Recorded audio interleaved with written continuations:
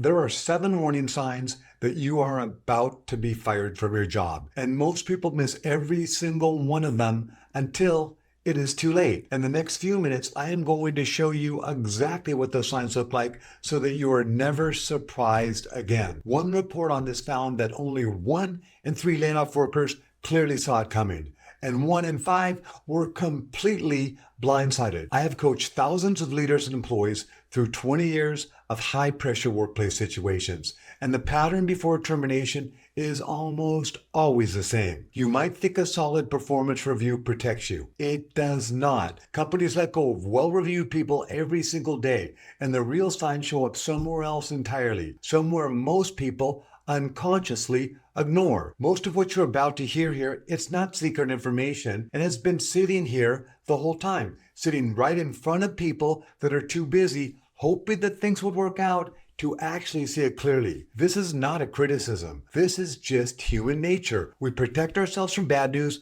until we cannot anymore. My goal today is to help you see clearly, earlier, so that you are never standing in a meeting room blindsided by something your own environment had already been telling you for weeks. If you appreciate me making this type of content, let me know by gently tapping that like button. Let's break it down. Point 1. Notice a shift in how the leadership treats you. Watch for management from going warm to cold, or the opposite. Suddenly they're over formal. Watch for your assignments quietly changing. You're getting a smaller project, the less visible task, or nothing new at all. Watch for how they communicate with you. If everything used to be a conversation and now everything comes in writing, or even the reverse, that shift matters because both directions usually means the same thing. Someone is being intentional about how a record of your relationship gets created going forward. I was recently talking to someone who had moved from Alaska to Texas for a new role. This is a big risk, and he told me that his managers had stopped talking to him. He was rattled. I told him, do not let that concern you. What you need to do now is double down. Be quiet. Do your job. Do not look for attention and do not look for their approval. And most importantly, do not send any negative energy back to them. Here is the principle. In a situation like that, you are basically walking on rice paper. So everything you do needs to be clean. And the fastest way to mess this up is to start caring what they think about you instead of caring about the work that is in front of you. Caring what other people think about you is a game you can never win, because you cannot control it. Caring about the work that is in front of you is a game that you can always win, because that part is entirely up to you. This is the time to respond instead of react. This is the time for you to be strong, meaning do not react to their coldness with panic. Decide who you are and how you will show up regardless of how they are acting. Here is the pivot. Notice the pattern. We're not talking about just one bad day. When you see it, double down on the quiet. Time for clean work instead of chasing for their approval, because a sustained shift over several weeks is data that they cannot ignore. And the way you carry yourself through this is entirely within your control. Point 2, you stop getting invited to meetings. Meetings you used to regularly attend start happening without you. Decisions that used to include your input are now being made without you. The principle is that inclusion is one of the clearest measures of how much a company values your voice. And losing your seat at the table almost always happens before anything official does. This is a sign that you want to use to your advantage. Here is the pivot. Same as last time. It is time for you to double down on your performance. It's time for you to not care what they think and care about what you're doing. It's time for you to have sustained work ethic over a duration of time so it is indisputable, and earn your place back at the table. Point 3, a paper trail that does not add up. Write-ups and reprimands for things that when you look around, other people on your team do constantly and never get written up for. A sudden focus on your tardiness, on your tone, or something minor that was never an issue before. Here is the principle. A real coaching conversation is meant to help you grow, to lift you up. A write-up designed to build a case is meant to protect the company later. Never forget that. The tell is consistency. If the standard is only being enforced on you, it was never really about the standard. This is not just a random pattern. It is a legal one too. When a rule like this gets enforced against one person, that inconsistency is exactly what an employment attorney looks for, which is why companies building a case tend to do it quietly and consistently once their decision has been made. Here is the pivot. Keep your own records. If you are getting written up, write it down. What happened, when, and whether others were held to the same standard. Because clarity here protects you and helps you see the pattern instead of just feeling anxious about it. Point 4, your intuition already knows. This is the sign that nobody wants to talk about because it doesn't show up on a calendar or an email. It shows up in your heart or your gut. A friend of mine called me a while back. She was certain that she was about to be let go. I asked her what happened. She told me that her company wanted her to do some things that she did not feel were ethical, and she refused. I asked her, so you were judging them for not being ethical? She said yes. I told her you need to trust that feeling, but you also need to understand something.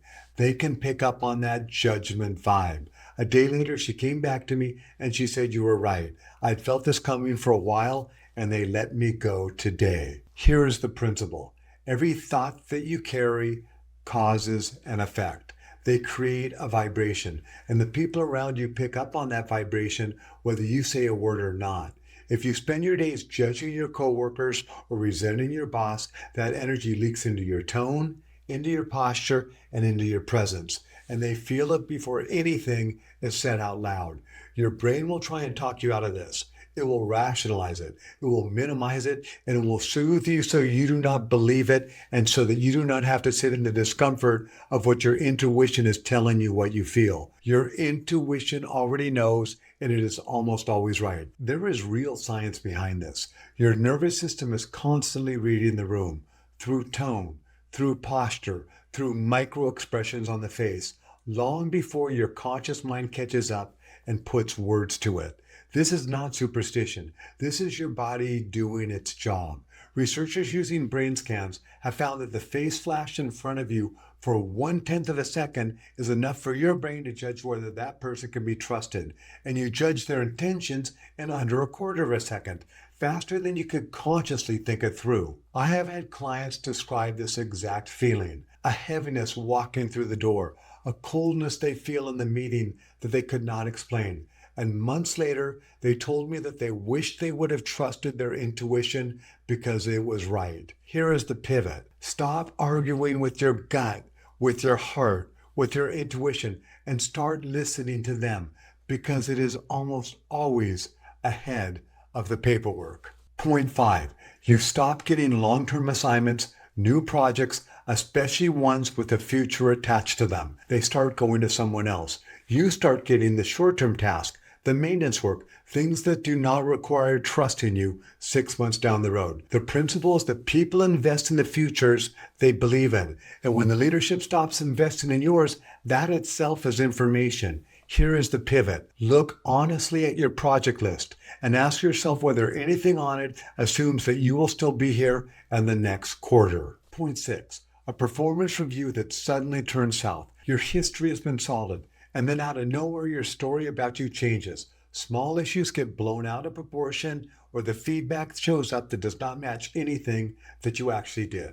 Here is the principle. Employers rarely invent something from nothing. They take something that technically happened and they twist it to fit a narrative which is hard to argue and easy to build a case around.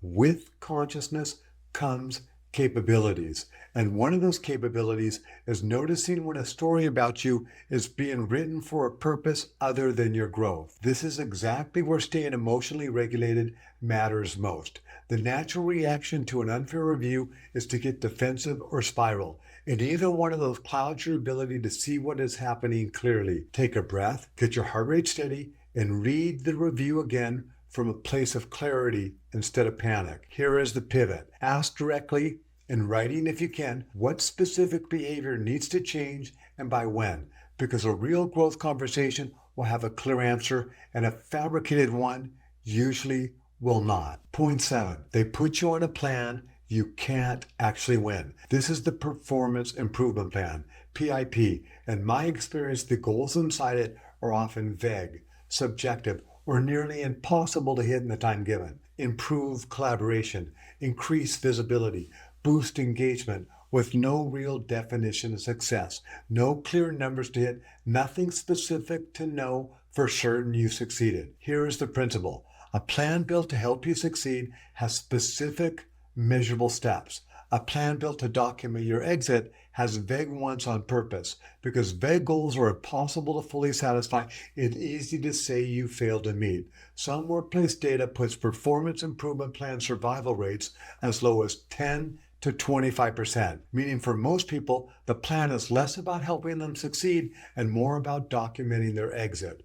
Notice too, these plans almost always run short on timeline, 30, 60, 90 days at most, and that timeline is rarely generous. It is deliberate. Now here is where I want to challenge how most people think about this. It's easy to slide into the story that the company conspired against you and built a plan for you to fail. This makes you the victim, and that never helps. Let go of that story, not because it's not true, but because believing it changes what you will do next. If you walk in believing the bar is impossible, that belief alone makes it impossible. But if someone hands you something they believe you cannot do and you exceed it anyway, that forces them to look again at everything they thought about you before that moment. Your job is to stop visualizing yourself barely surviving the plan and start visualizing yourself blowing through that plan. If they truly want you out, they will find a way. But if you find a way to stay, you actually give yourself the ability to stay. That changes the psychology of everyone watching, even the people who will never say it out loud. They'll just start saying, he has changed, or she is doing something different now. In my own corporate life, I've watched this exact pattern play out more than once. Someone gets told, you need to produce this much. And this is not always a setup to remove them. Sometimes it genuinely means this is your last chance. I have seen two different people handed the exact same moment. One resigned immediately. They didn't even attempt it. And the other one took the challenge, doubled down completely, and exceeded the number. That person is still there 3 years later because of that one moment. And here's what I want you to notice. Sometimes when you give 100% effort, it gets seen. And if the people watching have any heart at all, that effort alone can change the outcome of the way they look at you. Here is the pivot. If you are placed on a plan like this, do not wait it out, hoping it resolves itself.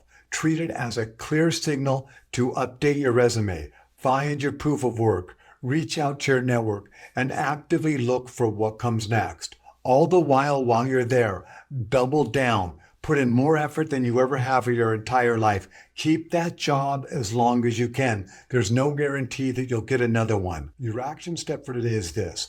Be honest with yourself about what your intuition has already been telling you. And stop letting your brain talking you out of what your heart and gut already know. Take 5 minutes tonight and write down, without editing yourself, what you actually feel about your standing at your employment right now. Not what you hope is true, what you feel is true. The quality of your life is determined by the quality of your consciousness. And that starts with seeing things clearly instead of comfortably. None of this is about living in fear. It's about refusing to be the last person in the room to know something that your body has already figured out. If you appreciate this video, let me know by gently tapping that like button and subscribe so we can keep growing together. Because we are not here to avoid pressure, we are here to embrace it. We are building strength and we are turning snowflakes into diamonds.